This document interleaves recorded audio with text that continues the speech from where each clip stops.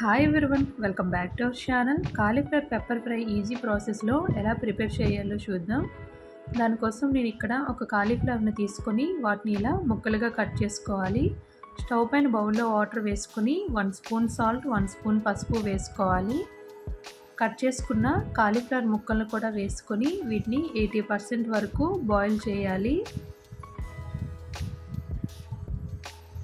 ఇలా కాలీఫ్లవర్ 80% వరకు బాయిల్ అయ్యాక వీటిని ఒక స్ట్రెయినర్లో తీసుకోవాలి. మరీ మెత్తగా కాకుండా కాలీఫ్లవర్ని ఇలా 80% వరకు బాయిల్ చేసుకోవాలి. ఇప్పుడు పెప్పర్ మసాలాను ప్రిపేర్ చేసుకుందాం. స్టవ్ పైన ప్యాన్ పెట్టి ప్యాన్ హీట్ అయ్యాక 2 స్పూన్స్ పెప్పర్ని వేసుకోవాలి. 1 స్పూన్ జీరా, 1 స్పూన్ సోంపు గింజలు, దాల్చిన చెక్క, లవంగాలు, ఎండుమిర్చి వేసుకొని ఫ్రై చేయాలి. ఫ్రై అయ్యాక వీటిని మిక్సీ జార్లో వేసుకొని పౌడర్లా చేసుకోవాలి.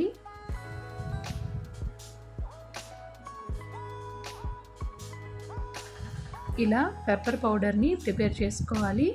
ఇప్పుడు కర్రీ ప్రాసెస్ని చూద్దాం. స్టవ్ పైన ప్యాన్ పెట్టుకొని ఆయిల్ వేసుకొని ఆయిల్ హీట్ అయ్యాక 1 స్పూన్ జీరా, అప్పుడే దంచుకున్న అల్లం వెల్లుల్లిని వేసుకోవాలి.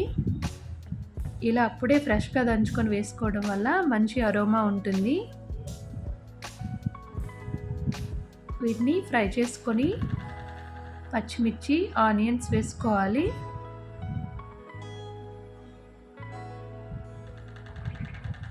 ఆనియన్స్ లైట్ బ్రౌన్ కలర్ వచ్చేంత వరకు ఫ్రై చేసుకోవాలి.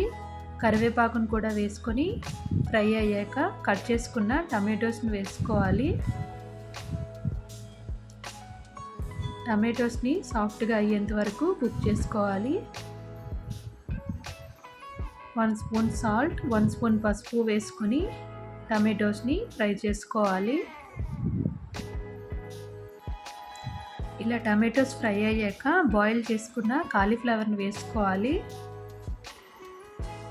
కాలీఫ్లవర్ని వేసుకొని బాగా కలుపుకొని వీటిని ఒక 5 మినిట్స్ పాటు ఫ్రై చేసుకోవాలి.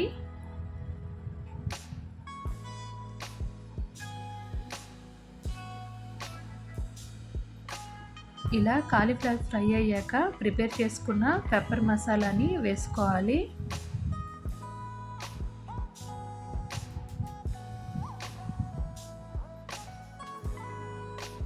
పెప్పర్ మసాలాను వేసుకొని కర్రీ అంతా కలిసేలా కలుపుకోవాలి.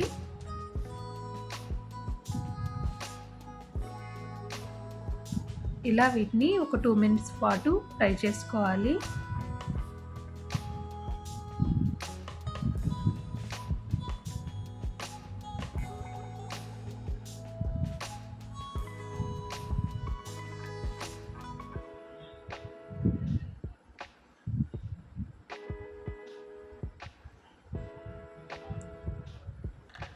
ఫ్రై అయ్యాక ఫైనల్గా కొత్తిమీర వేసుకోవాలి.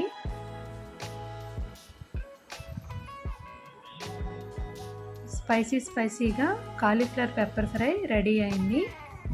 మీరు ఫస్ట్ టైం మా ఛానల్ చూస్తున్నట్టయితే సబ్స్క్రైబ్ చేసుకోండి. నచ్చితే లైక్ చేయండి. Thank you for watching.